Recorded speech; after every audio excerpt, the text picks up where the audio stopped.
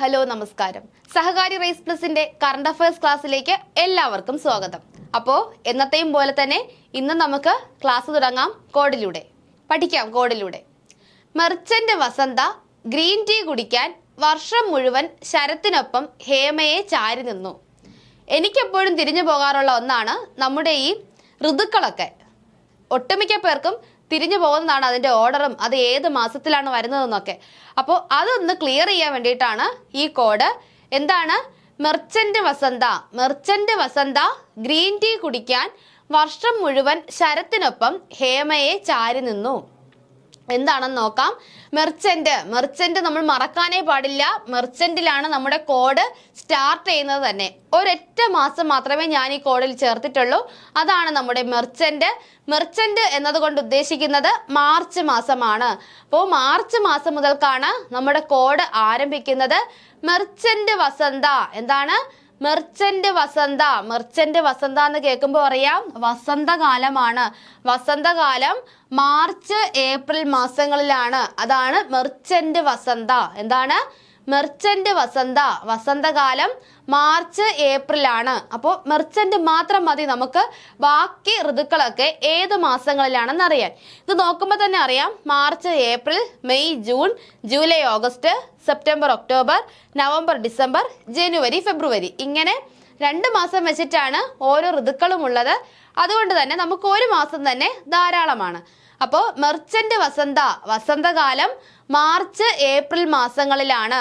Green tea എന്നതുകൊണ്ട് ഉദ്ദേശിക്കുന്ന എന്താണ്? ഗ്രീൻ ടീ ഗ്രീഷ്മമാണ്. അപ്പോൾ വസന്തകാലം കഴിഞ്ഞിട്ട് വരുന്നത് ഗ്രീഷ്മകാലമാണ്. ഓർത്തിരിക്കുക. മെർച്ചന്റ് വസന്ത ഗ്രീൻ ടീ കുടിക്കാനാണ് പോയത്. വസന്തകാലം കഴിഞ്ഞ് ഗ്രീഷ്മകാലമാണ്. ഗ്രീഷ്മം മെയ് ജൂൺ മാസങ്ങളിലാണ്. അപ്പോൾ മെർച്ചന്റ് വസന്ത ഗ്രീൻ ടീ കുടിക്കാൻ വർഷം മുഴുവൻ എന്നതുകൊണ്ട് പറയുന്നത് ഏതാണ്? വർഷകാലമാണ്. വർഷകാലം ജൂലൈ ഓഗസ്റ്റ് മാസങ്ങളിലാണ് നമുക്ക് വർഷകാലം അനുഭവപ്പെടുന്നത്. വർഷം മുഴുവൻ ശരത്തിനൊപ്പം അപ്പോൾ ഏതാണ്? ശരത്കാലം സെപ്റ്റംബർ ഒക്ടോബർ ആണ്. ഹേമ എന്ന് പറയുമ്പോൾ ഹേമന്തം നവംബർ ഡിസംബർ. ഹേമയെ ചാരി നിന്നു. ഈ ചാരി എന്നതുകൊണ്ട് ഉദ്ദേശിക്കുന്നത് ശിശിരകാലമാണ്. ശിശിരം ജനുവരി ഫെബ്രുവരി. അപ്പോൾ ഈ കോഡ് നിങ്ങൾക്ക് ഓക്കെ ആണെന്നാണ് എൻ്റെ വിശ്വാസം. മെർച്ചന്റ് വസന്ത ഗ്രീൻ ടീ കുടിക്കാൻ വർഷം മുഴുവൻ ശരത്തിനൊപ്പം ഹേമയെ ചാരി നിന്നു. എങ്ങനെയാണ്? മെർച്ചന്റ് വസന്ത ഗ്രീൻ ടീ കുടിക്കാൻ വർഷം മുഴുവൻ ശരത്തിനൊപ്പം ഹേമയെ ചാരി നിന്നു. വസന്തകാലം, ഗ്രീഷ്മകാലം, വർഷകാലം, ശരത്കാലം, ഹേമന്തം, ശിശിരം ഇങ്ങനെയാണ് ആ ഓർഡർ വരുന്നത്. അപ്പോൾ ഇനി ആർക്കും ഇത് തെറ്റില്ല എന്ന് വിശ്വസിക്കുന്നു. ക്ലാസ്സിലേക്ക് കിടക്കാം. ഇന്നത്തെ ക്ലാസ് കഴിഞ്ഞ പത്തനംതിട്ട LDയുടെ റിലേറ്റഡ് ഫാക്റ്റ് ആണ്. എന്താണെന്ന് നോക്കാം. സർക്കാർ സംരംഭത്തിന് കീഴിൽ സ്വത്തുക്കളുടെ ജിയോ ടാഗിംഗ് പൂർത്തിയാക്കിയ ആദ്യ സംസ്ഥാനം എന്ന പദവി അടുത്തിടെ നേടിയ ഇന്ത്യൻ സംസ്ഥാനം ഏത്? എന്താണ്? സർക്കാർ സംരംഭത്തിന് കീഴിൽ സ്വത്തുക്കളുടെ ജിയോ ടാഗിംഗ് പൂർത്തിയാക്കിയ ആദ്യ സംസ്ഥാനം ഏതാണ്? കർണാടകയാണ്. സർക്കാർ സംരംഭത്തിന് കീഴിൽ സ്വത്തുക്കളുടെ ജിയോ ടാഗിംഗ് പൂർത്തിയാക്കിയ ആദ്യ സംസ്ഥാനം. കേരളത്തിൽ ആദ്യമായി ജിയോ ടാഗിംഗ് നടപ്പിലാക്കിയ നഗരം ഏതാണ്? കൊച്ചിയാണ്. കേരളത്തിൽ ആദ്യമായി ജിയോ ടാഗിംഗ് നടപ്പിലാക്കിയ നഗരമാണ് ഏത്? കൊച്ചി. ഡിജിറ്റൽ സാക്ഷരതയും ഡിജിറ്റൽ അടിസ്ഥാന വികസനവും വർദ്ധിപ്പിക്കുന്നതിന് ഇന്ത്യ ഗവൺമെന്റ് തുടങ്ങിയ പദ്ധതിയുടെ പേര്? ഇന്ത്യ ഗവൺമെന്റിന്റെ പദ്ധതികൾ കഴിഞ്ഞ കുറെ എക്സാമിനൊക്കെ ചോദിക്കുന്നുണ്ട്. അപ്പോൾ ഇതെല്ലാം ഇന്ത്യയുടെ പുതിയ പദ്ധതികളാണ്. Make in India, digital India, startup, പിന്നെന്താണ്? Little kites. ഇതിലേതാണ് ഡിജിറ്റൽ സാക്ഷരതയും ഡിജിറ്റൽ അടിസ്ഥാന വികസനവും വർദ്ധിപ്പിക്കുന്നതിനായി ഇന്ത്യ ഗവൺമെന്റ് ആരംഭിച്ചത്? ഏതാണ്? ഡിജിറ്റൽ ഇന്ത്യ ആണ്. അപ്പോൾ ഡിജിറ്റൽ അടിസ്ഥാന സൗകര്യം എന്ന് പറയുമ്പോൾ തന്നെ അറിയാം ഏതാണ്? ഡിജിറ്റൽ ഇന്ത്യയാണ്. ഇന്ത്യയിൽ എല്ലായിടത്തും എല്ലാവരിലേക്കും ഇന്റർനെറ്റ് സൗകര്യം എത്തിക്കുകയും ഡിജിറ്റൽ സാക്ഷരത ഉറപ്പുവരുത്തുകയും ചെയ്യുന്നതിനുള്ള സർക്കാർ പദ്ധതിയാണ് ഡിജിറ്റൽ ഇന്ത്യ പദ്ധതി. അപ്പോൾ എന്താണ് ഡിജിറ്റൽ ഇന്ത്യ പദ്ധതി? ഇന്ത്യയിൽ എല്ലായിടത്തും എല്ലാവരിലേക്കും ഇന്റർനെറ്റ് സൗകര്യം എത്തിക്കുക, പിന്നെന്താണ്? ഡിജിറ്റൽ സാക്ഷരത ഉറപ്പുവരുത്തുക എന്നീ ലക്ഷ്യങ്ങളോടെ ആരംഭിച്ച പദ്ധതിയാണ് എന്ത്? ഡിജിറ്റൽ ഇന്ത്യ പദ്ധതി.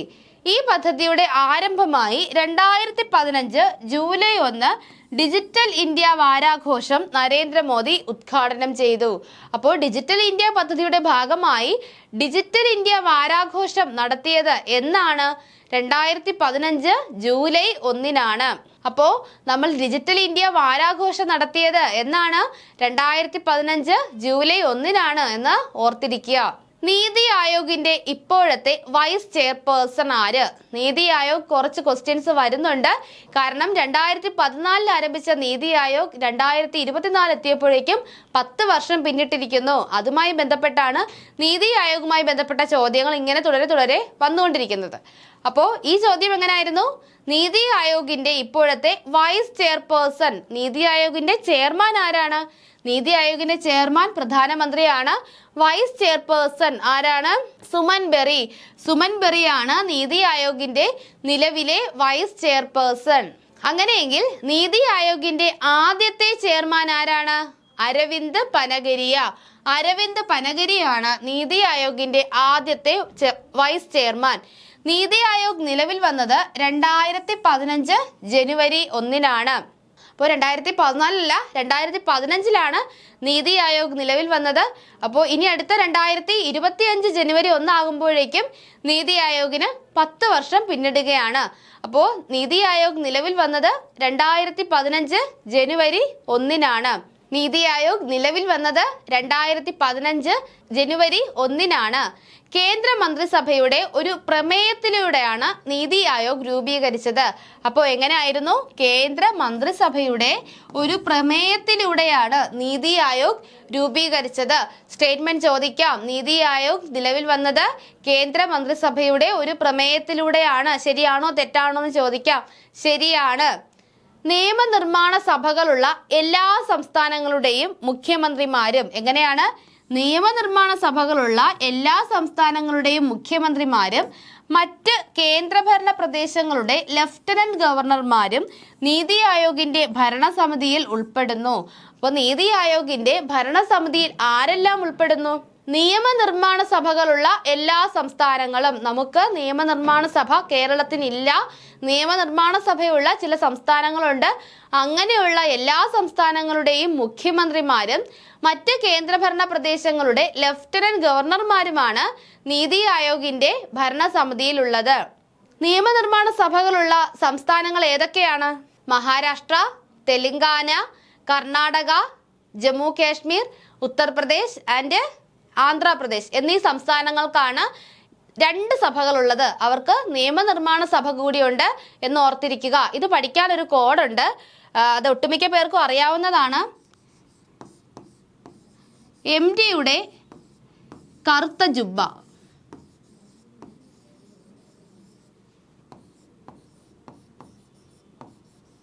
അപ്പോൾ ദ്വിമണ്ഡല സഭകളുള്ള സംസ്ഥാനങ്ങളുടെ കോഡാണ് MDയുടെ കറുത്ത ജുബ്ബ. ഏതൊക്കെയാണ്? മഹാരാഷ്ട്ര, M4 മഹാരാഷ്ട്ര, തെലുങ്കാന കറുത്ത ജുബ്ബ, Karnataka, J Jammu Kashmir, U Uttar Pradesh, B Bihar, A4 Andhra Pradesh. ഇതാണ് MDയുടെ കറുത്ത ജുബ്ബ. ജമ്മു കാശ്മീർ ഇപ്പോൾ ഒരു സംസ്ഥാനമല്ല, അത് നമുക്കറിയാം. എന്നിരുന്നാലും കോഡ് ഇങ്ങനെ തന്നെ പഠിച്ചു വെക്കുക.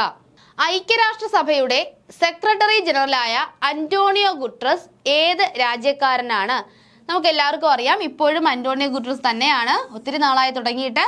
അപ്പോൾ ഐക്യരാഷ്ട്രസഭയുടെ നിലവിലെ സെക്രട്ടറി ജനറലാണ് അന്റോണിയോ ഗുട്രസ്. അന്റോണിയോ ഗുട്രസ് ഏത് രാജ്യക്കാരനാണ്? പോർച്ചുഗലാണ്. പോർച്ചുഗലിലുള്ള ആളാണ് അന്റോണിയോ ഗുട്രസ്. സൈബർ ആക്രമണങ്ങൾ തടയുന്നതിനായി ഇന്ത്യൻ പ്രതിരോധ മന്ത്രാലയം രൂപകൽപ്പന ചെയ്ത ഓപ്പറേറ്റിംഗ് സിസ്റ്റം ഏതാണ്? സൈബർ ആക്രമണങ്ങൾ തടയുന്നതിനായി ഇന്ത്യൻ പ്രതിരോധ മന്ത്രാലയം രൂപകൽപ്പന ചെയ്ത ഓപ്പറേറ്റിംഗ് സിസ്റ്റം ഏതാണ്? മായ OS ആണ്. മായ OS ആണ് ഇന്ത്യൻ പ്രതിരോധ മന്ത്രാലയം രൂപകൽപ്പന ചെയ്ത ഓപ്പറേറ്റിംഗ് സിസ്റ്റം. എന്തിനു വേണ്ടിയിട്ടാണ്? സൈബർ ആക്രമണങ്ങൾ തടയുന്നതിനായിട്ട്. കേരള സർക്കാർ അവതരിപ്പിക്കുന്ന ജീവനാന്തം പദ്ധതിയുമായി ബന്ധപ്പെട്ട ശരിയായ പ്രസ്താവന തിരഞ്ഞെടുക്കുക. സർക്കാർ ജീവനക്കാരുടെ ശമ്പളത്തിൽ നിന്നും നിശ്ചിത തുക ഈടാക്കാനും വിരമിച്ച ശേഷം ഈ തുക മാസം തോറും തിരികെ നൽകാനും ലക്ഷ്യമിടുന്ന പദ്ധതി ഏതാണ്? ജീവനാന്തം പദ്ധതി. ബി എന്താണ്? വയോജനങ്ങളുടെ ആരോഗ്യ സംരക്ഷണ പരിപാലനത്തിന് ഊന്നൽ നൽകുന്ന പദ്ധതി. സി സ്ത്രീകളുടെയും കുട്ടികളുടെയും സംരക്ഷണത്തിനായി ആവിഷ്കരിച്ച പദ്ധതി. ഡി എന്താണ്? ആദിവാസി മേഖലകളിലെ കുട്ടികളിൽ കാണുന്ന പോഷകക്കുറവ് മൂലമുണ്ടാകുന്ന പ്രശ്നങ്ങൾ തടയുന്നതിന് നടപ്പിലാക്കിയ പദ്ധതി. ഇതിൽ ഏതാണ് ആൻസർ? എ ആണ്. സർക്കാർ ജീവനക്കാരുടെ ശമ്പളത്തിൽ നിന്നും നിശ്ചിത തുക ഈടാക്കാനും വിരമിച്ച ശേഷം ഈ തുക മാസം തോറും തിരികെ നൽകാനും ലക്ഷ്യമിടുന്ന കേരള സർക്കാരിന്റെ പദ്ധതിയാണ് ഏത്? ജീവനാന്തം. മറക്കരുത്. ചാന്ദ്രയാൻ 3 ദൗത്യത്തിന്റെ റോവർ അറിയപ്പെടുന്നത് ഏതാണ്? നമ്മൾ ഒത്തിരി തവണ പറഞ്ഞ കാര്യമാണ്. ഏതാണ് ചാന്ദ്രയാൻ 3യുടെ റോവർ? പ്രഗ്യാൻ ആണ്. പ്രഗ്യാൻ. ഇപ്പോൾ ഏതാണ് ചാന്ദ്രയാൻ 3 ദൗത്യത്തിന്റെ റോവർ? പ്രഗ്യാൻ ആണ്. വിക്രം ലാൻഡർ ആണ്. പ്രഗ്യാൻ ആണ് റോവർ. ഓർത്തിരിക്കുക. ദ്രവ്യത്തിന്റെ ഏത് അവസ്ഥയാണ് 2023 കണ്ടെത്തിയത്? ദ്രവ്യത്തിന്റെ ഏത് അവസ്ഥയാണ്? ബോസ് ഐൻസ്റ്റീൻ കണ്ടൻസേറ്റ് നമുക്കറിയാം, അതല്ല. ഫെർമിയോണിക് കണ്ടൻസേറ്റ് അല്ല. Cork gluon plasma. ഇത് മൂന്നും ഓൾറെഡി ഉള്ള ദ്രവ്യത്തിന്റെ അവസ്ഥകളാണ്, നമുക്ക് എല്ലാവർക്കും പരിചയമുള്ളതാണ്. പരിചയമില്ലാത്തത് ഏതാണ്? Chiral Bose liquid state. ഏതാണ്? Chiral Bose liquid state. ഇതാണ് 2023 കണ്ടെത്തിയ ദ്രവ്യത്തിന്റെ അവസ്ഥ. കോവിഷീൽഡ് എന്ന COVID-19 വാക്സിൻ വിപണിയിൽ നിന്നും പിൻവലിച്ചു. ഈ വാക്സിൻ നിർമ്മിച്ച കമ്പനി ഏതാണ്? നമ്മുടെ കോവിഷീൽഡ് എന്ന COVID-19 വാക്സിൻ എന്താണ്? വിപണിയിൽ നിന്നും പിൻവലിച്ചിട്ടുണ്ട്. ഈ വാക്സിൻ നിർമ്മിച്ച കമ്പനി ഏതാണ്? ഏതൊക്കെയാണ്? Johnson and Johnson, AstraZeneca, Pfizer, torrent pharma. ഇതിൽ ഏതാണ് കോവിഷീൽഡ് നിർമ്മിച്ച കമ്പനി? ഏതാണ്? ആസ്ട്രാസെനക്കയാണ്. ഏതാണ്? ആസ്ട്രാസെനക്കയാണ് കോവിഷീൽഡ് എന്ന വാക്സിൻ നിർമ്മിച്ച കമ്പനി. ആസാദി കാ അമൃത് മഹോത്സവവുമായി ബന്ധപ്പെട്ട സ്ത്രീകൾക്കായി കേന്ദ്ര ഗവൺമെന്റ് ആവിഷ്കരിച്ച സമ്പാദ്യ പദ്ധതി ഏത്? ആസാദി കാ അമൃത് മഹോത്സവവുമായി ബന്ധപ്പെട്ട് സ്ത്രീകൾക്ക് വേണ്ടി കേന്ദ്ര ഗവൺമെന്റ് ഒരു സമ്പാദ്യ പദ്ധതി ആരംഭിച്ചിരുന്നു. ഏതാണ് ആ പദ്ധതി? നാഷണൽ സേവിംഗ് സർട്ടിഫിക്കറ്റ്, മഹിളാ സമ്മാൻ സേവിംഗ് സർട്ടിഫിക്കറ്റ്, മഹിളാ ശാക്തീകരൺ യോജന, സുകന്യ സമൃദ്ധി യോജന. ഇതിൽ ഏതാണ്? നമുക്ക് എല്ലാവർക്കും അറിയാം, മഹിളാ സമ്മാൻ സേവിംഗ് സർട്ടിഫിക്കറ്റ് ആണ് സ്ത്രീകൾക്കായി ആരംഭിച്ച സമ്പാദ്യ പദ്ധതി. 2024 കേരള ബഡ്ജറ്റിൽ പരാമർശിച്ചിട്ടുള്ള ഉന്നതി മിഷൻ ആരുടെ ഉന്നമനം ലക്ഷ്യമാക്കിയുള്ളതാണ്? ഉന്നതി മിഷൻ ആരുടെ ഉന്നമനം ലക്ഷ്യമാക്കിയുള്ളതാണ്? ഓപ്ഷൻസ്: പട്ടികവർഗ വിഭാഗങ്ങളുടെ, കുടുംബശ്രീ അംഗങ്ങളുടെ, ഭിന്നശേഷി വിഭാഗങ്ങളുടെ, വിദ്യാർത്ഥികളുടെ. ആരുടേതാണ്? പട്ടികവർഗ വിഭാഗങ്ങളുടെ ഉന്നമനം ലക്ഷ്യമിട്ട് ആരംഭിച്ച പദ്ധതിയാണ് ഏത്? ഉന്നതി മിഷൻ. 2024 കേരള ബജറ്റിലുള്ളതാണ് ഉന്നതി മിഷൻ. വംശനാശ ഭീഷണി നേരിടുന്ന ഏത് ജീവിയെ സംരക്ഷിക്കാനാണ് മണിപ്പൂർ സർക്കാർ 2024 മെയ് മാസത്തിൽ 30 ഏക്കർ പുൽമേട് അനുവദിച്ചത്? ഏതാണ്? നമുക്ക് സംഗായി ഡീർ കിടപ്പുണ്ട്, അപ്പോൾ അത് കയറി കറുപ്പിക്കാൻ എല്ലാവർക്കും ഒരു ത്വര ഉണ്ടാവും. സംഗായി ഡീർ അല്ല. ഓപ്ഷൻസ് ഉണ്ട്: hog deer, monitor lizard, polo pony, Sangai deer. ഏതാണ്? പോളോ പോണിയാണ്. പോളോ പോണി എന്ന മൃഗത്തെ സംരക്ഷിക്കാനാണ് ഏത്? നമ്മുടെ മണിപ്പൂർ സർക്കാർ 2024 മെയ് മാസത്തിൽ 30 ഏക്കർ പുൽമേട് അനുവദിച്ചത്. അപ്പോൾ ഇത്രയുമാണ് പത്തനംതിട്ട LDയിൽ ചോദിച്ച കറണ്ട് അഫയേഴ്സ് റിലേറ്റഡ് ആയിട്ടുള്ള ചോദ്യങ്ങൾ. വരും ക്ലാസ്സുകളിൽ കഴിഞ്ഞ പരീക്ഷകളിൽ ചോദിച്ച കറണ്ട് അഫയേഴ്സ് ചോദ്യങ്ങളും അവയുമായി ബന്ധപ്പെട്ട ഫാക്റ്റുകളുമായി വീണ്ടും കാണാം. താങ്ക്